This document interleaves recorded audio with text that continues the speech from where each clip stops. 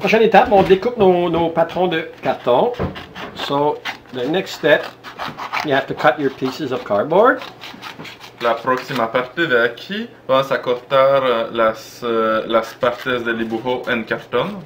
Es el patrón del diseño que vamos a trabajar. De la manzana. Évidemment, là, ici, j'ai fait ma ligne, comme quoi je voulais l'avoir plus large, ma pièce, donc je coupe un petit peu plus large que mon dessin original. So, as I have decided before when I looked at the pieces, I cut this part of the piece a bit wider because it's going to go under the following piece. Voy a cortar esta parte un poco más grande que la base porque eso va a ser encima de la próxima parte de cartón, de pierre. C'est très important de ne pas laisser trop d'excédent. Je parle d'un 32e de pouce et puis c'est vraiment un maximum. Si vous prenez un 16 ou un 8, ça va paraître sur le résultat final de la mosaïque. Plus l'excédent va être étroit, mince, petit, plus beau sera le résultat final dans le sens où on ne verra pas le joint entre les deux pièces de cuir. So it's very important that the excess leather that you're going to cut is a minimum, is very narrow, like a 1/32 of an inch. I don't know in millimeters what that is. A half of a millimeter. A half millimeter? Yeah. You want to make that as narrow as possible because in the end result, if the part that goes under the other piece of leather is too wide, it's going to make some marks on the leather mosaic. You're going to see that. If it's very narrow, you won't see the joint between the two pieces of leather. Lo que el señor está explicando es que cuando uno corta en la nueva línea, tiene que asegurarse que esa línea no sea más grande de 32 la mitad de un milímetro, por ejemplo. Sí, casi sí. 32 sobre una pulgada. Una pulgada. Okay. Por ejemplo, un quart. Un 32e? Un 32e de pouce ou un demi-centimètre? Porque si es más grande que eso, será posiblemente que se verá y hará un resultado no tan bonito y eso no lo deseamos. Okay? Alors, je termine la coupe. Alors ici, on a dit que c'était égal. Ça, comme je disais encore tantôt, ça n'a pas vraiment d'importance, la précision exacte de la coupe pour le reste du contour, parce que c'est une pomme, c'est pas un portrait. Donc, que ce soit un petit peu plus grand, un petit peu plus petit, c'est pas grave. So, like I was saying, the rest of the cutting is not all that important. It can be a little bit off. It doesn't matter. It's an apple. It's not a portrait. So we got one here. I'm going to cut a few. So that's which one is that one? Ça c'est le gris. Okay, I'm going to go with the. I'm going to build up the 3 shadows there. That's all we need for the demonstration actually. So I'm going to do this other one. Alors, je vais couper 3 morceaux de cuir, de carton, pour la démonstration. Et puis, évidemment, tout le reste des morceaux, c'est la même chose. Alors, j'ai pas à en découper 200 là, pour faire comprendre. So, did I say that in English first? I did, eh? Yeah. So it's up to you guys in Spanish now. Okay. Para que entiendan en la demostración, él está cortando solamente 3 partes de la sombra para que entiendan el principio y ya sabrán cómo hacer el resto.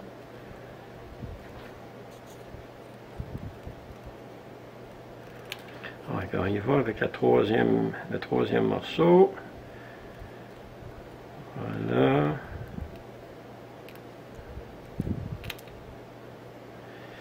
Et voilà. Bon, ok, on va passer à la prochaine étape. On va laisser faire les autres morceaux. Ça s'en va où? À terre. Ça fait que l'établi d'un mosaïste, quand il travaille, vient plein de débris de morceaux de cuivre, de morceaux de carton. Il faut faire toujours attention pour ne pas travailler à l'extérieur de l'établi, parce que si on échappe le morceau, des fois, on peut prendre des heures pour le retrouver. Ça m'est déjà arrivé, c'est pour ça que j'en lis un peu. Là. Yeah, so that doesn't need to be, well, you can say it in Spanish if you want, you make your Spanish friends laugh a bit. Lo importante es que cuando un mosaísta está trabajando, la basura que utiliza es todo el suelo, pero lo importante en eso es que no va a sacar las piezas importantes en el suelo, porque después es horrible de buscar la pieza que tiene de utilizar. Solamente la basura y después, cuando ya el trabajista final va a limpiar el piso. Thank you. So what we were saying is just that when you do cut your pieces, after a while, if you've been working for a couple of hours, and you have to think of not cutting the pieces outside your workbench, because if you lose it, you're going to have a hard time finding it in all the debris on the floor. So it's something that did happen to me in the past a couple of times, and sometimes I even had to redo the piece because I couldn't find it. So here are the three colors that I need, the black, the medium gray, and the light gray for those three pieces. Of course, as I mentioned in my first series of videos, English hand-grain Morocco goat skin is still the best skin possible to do leather mosaic in this technique.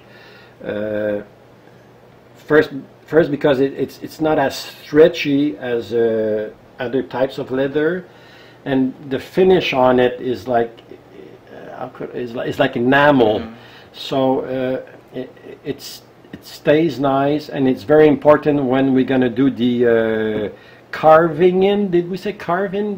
No, how did you say that? When the incrustation? Integrating, when we're going to integrate the pieces of leather together. That's where the English Morocco goat skin is very suited for this type of work. It's suitable for that type of work. Alors donc on va transférer en cuir. C'est très important, comme je viens de dire en anglais, la sorte de cuir, le chagrin anglais à grain naturel, c'est vraiment le meilleur cuir pour faire ce genre de travail, à cause du fini qui est émaillé, et aussi, à cause du fini qui est émaillé, ça permet, puis aussi à cause que le cuir étire pas, il est plus rigide qu'un cuir de vache, un cuir de veau ou de mouton qui étire beaucoup plus. Donc, et puis le fini émaillé fait en sorte que lorsqu'on va incruster les morceaux de cuir, le burin va glisser beaucoup plus facilement sur la surface du chagrin anglais que sur un autre type de cuir. Lo importante aquí es de este tipo de piel es del país Morocco, es un piel de chèvre, de cabra. Y el piel de... Répète-moi le nom complet c'est du chagrin anglais à grain naturel. Ese es un piel de chagrin de cabra inglese con los granos naturales. Lo bueno con este tipo de piel para hacer esta técnica de mosaico es que la piel es resistente sin elasticidad en comparación a los pieles de vaca o de le mouton. Je parle le terme, c'est quoi le genre du mouton? Ah, ben. Ok, o de otros tipos de animales. Pero es que este piel es lo mejor para hacer la técnica, y cuando utilizamos el buril pasa de manera igual ça glisse facilement. Constante, si se puede deslizar en la materia, y así es mejor. Mhm. OK. Alors, la prochaine étape, on va coller nos patrons de carton sur le morceau de cuir à l'aide de notre colle de pâte. So, next step is to glue the pieces of cardboard on the back of the skin. I always check. I don't trust myself. Of course, the leather has to be very thinly pared. Yeah, you have to go as thin as possible, but like here in this area is a little bit too thin. So you have to check. I check through the light because sometimes I do pare it too thin, and you see little holes inside that will show when the mosaic is finished. So I look at it through the light. I don't know if you would you see that on the camera, all the little holes in there? Do you see that? Ah, OK. Alors là, il faut faire attention avant de mettre les morceaux de carton sur la peau parce que j'ai tendance à mincir le cuir un petit affaire trop mince, comme dans cette section ici ou ici. Là, on voit à travers la peau. Et puis ces trous-là, ça va paraître, le matériel en dessous du gris va paraître sur la mosaïque une fois le travail terminé. Normalement, ce que je fais, c'est que je marque avec un crayon feutre les endroits où je ne dois pas déposer un morceau de carton, où je ne dois pas couper. Et puis, évidemment, je devrais me pratiquer un peu plus pour faire un meilleur travail dans la parure du cuir.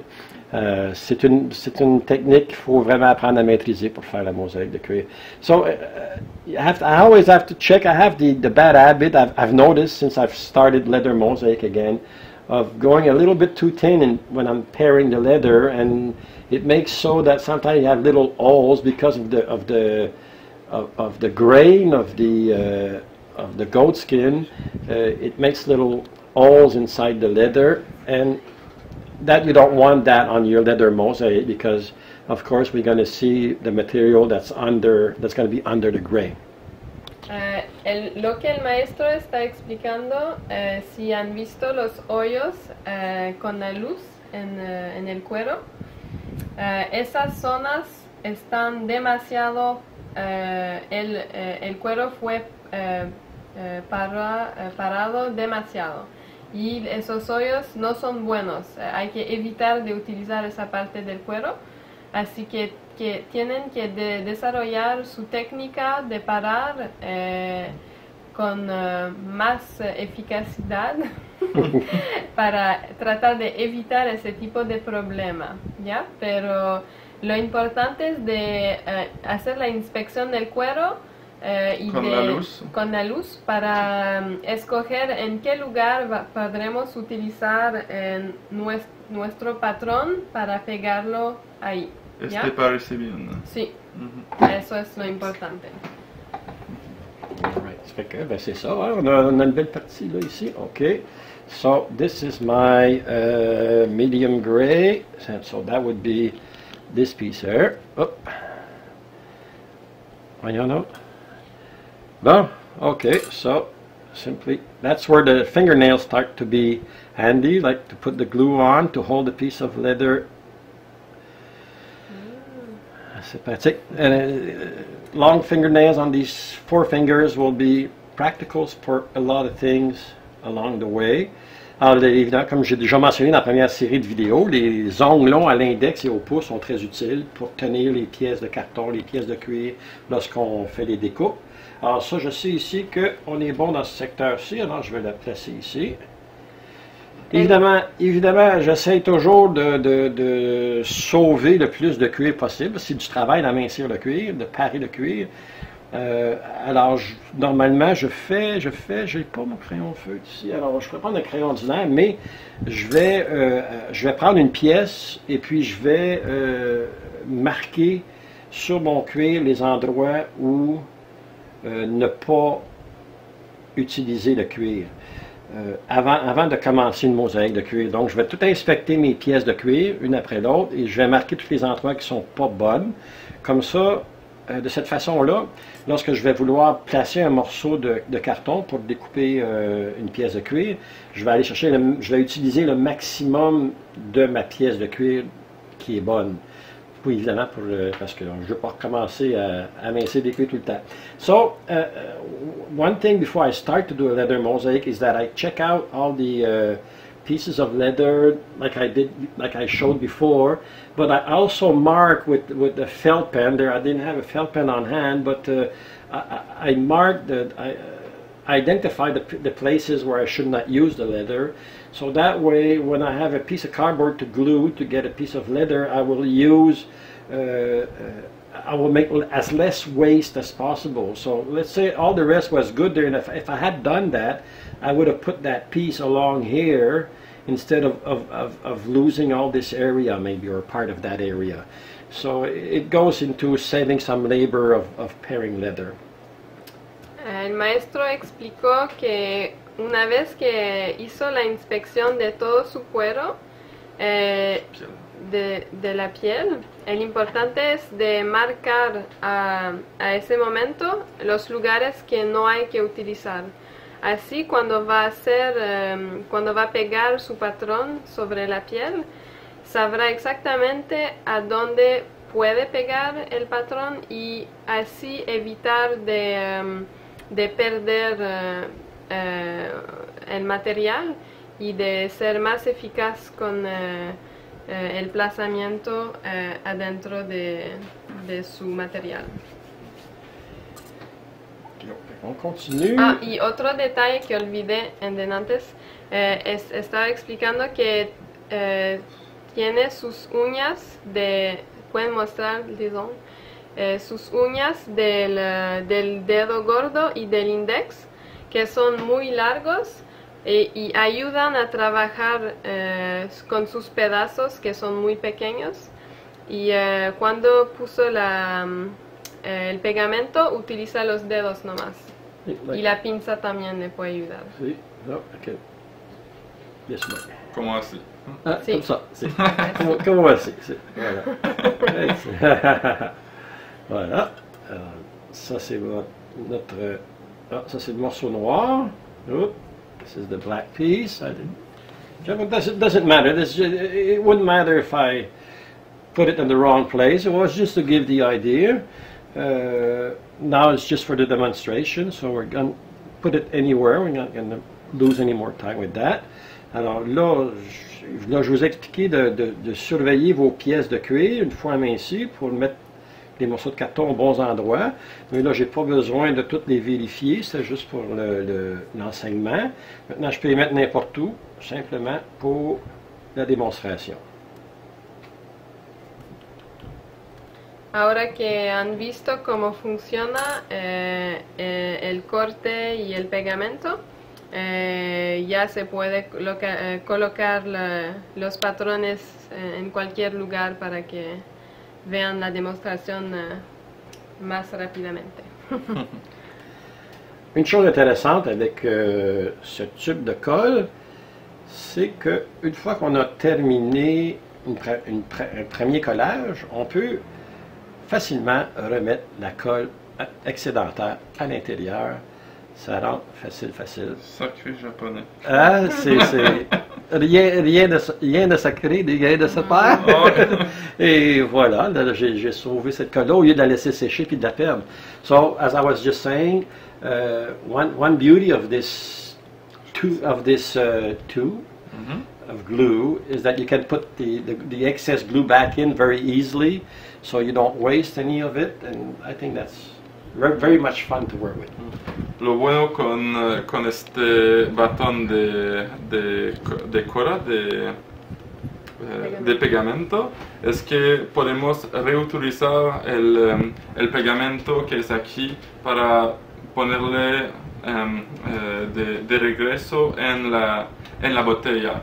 Se usa muy bien y no perdemos nunca del pegamento precioso. Donc, une fois qu'on a passé cette étape-là, il faut attendre un petit 5-10 minutes pour que ça sèche. Hein? Elle prendre une petite bière, jaser avec sa conjointe. Faire des cochons. Et puis, après ça, bon, il s'agit de découper évidemment les pièces de cuir avec notre fameux petit ciseau à broderie ou, c'est sûr, aussi avec l'exacto. Je vais en faire un tantôt, un morceau avec l'exacto. Peut-être que je vais le faire dans l'autre partie, la mosaïque de Chanibel. Je vais vous montrer comment j'utilise ça. Mais pour les pièces simples, c'est plus rapide, le petit ciseau avec l'exacto. Je pourrais faire ça. Le premier, c'était-tu le premier, ça? Ça n'a pas d'importance. On va le couper. Alors, évidemment, le couper. Peu importe pour la démonstration, finalement, parce que, bon, tout le monde peut suivre un morceau de carton et puis le découper, là. C'est pas sorcier. Je vais le découper juste parce que je veux vous montrer comment je fais le montage. Ça fait que, il va de même, mais... ça y va au toast, là, à peu près, là. Hey, tabarouette. J'ai jamais taillé si vite que ça. Ouf! Normalmente, cuando la piel está pegada con el patrón, se espera unos 5 minutos. Y 5 a 10 minutos. Demasiado tiempo para averiguar cómo está la señora y tomar una cerveza y luego se puede regresar para cortar todo. C'est bien dit, oui. Ouais. Comprende cerveza fría. So I was saying, you have to wait like 5 or 10 minutes for the piece to stick up to the leather. So during that, in the meantime, you can go see your women or having a beer, taking some good time, and get back to work. Don't leave it too long, yeah? So that's where the water comes in handy. Once it's trimmed, normally it's dry, so it's well glued. You put it in water to unglue it. So I let it sit there for while I cut the other piece of leather. Voilà.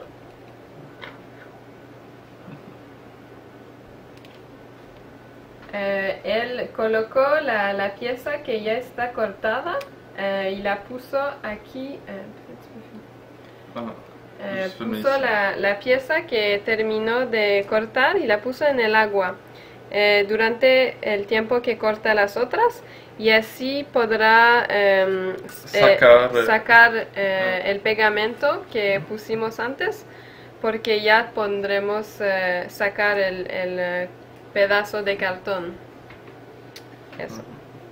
Je pense que je ne l'ai pas dit en français, hein? Je l'ai juste dit en anglais, ça se peut-tu? Non, en français seulement. Ouais. En français seulement? L'anglais, ouais. Ah, ok, merci. Une chance que vous êtes là. Oui, So we were just saying that, well, once you've got the little piece, the piece of leather cut, normally, of course, you started cutting once the glue was dried.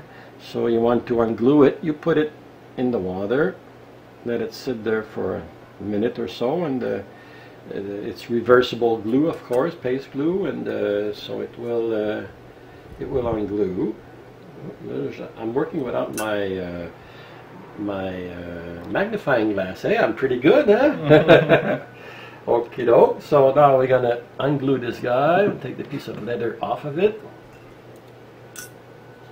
Okie doke. So there's our first piece of leather ready to start the mosaic. I take the excess water off and the excess glue from the back. I put it on my skin. This glue is good for the skin, you know, make a nice soft skin. So now you know the secret of my beauty. Okay, I saved these in case, you know, something goes wrong, you want to redo it, you don't have to recut it. So there we go. Alors évidemment, j'enlève le cuir d'après les patrons de carton. Allez mon petit, c'est comme aller à la pêche, là. Des fois ça mord bien, des fois ça mord moins bien. Et j'enlève l'excédent d'eau avec mes doigts comme ça, puis je mets de la colle partout sur ma peau, prendre soin de ma peau, voilà. Et je garde les patrons. Parce que ben, si jamais il y a un morceau, il y a quelque chose qui arrive, une erreur, un problème, je peux toujours le j'ai pas besoin de refaire le patron de carton pour me couper une nouvelle pièce. Et puis, bon, c'est sûr que c'est le genre de choses qu'on peut aussi, je dirais, faire en série. Et je pourrais faire 5 pommes ou 10 pommes comme ça. À ce moment-là, ben, j'utiliserai les mêmes patrons. Là. Je ne les recouperai pas, c'est bien certain.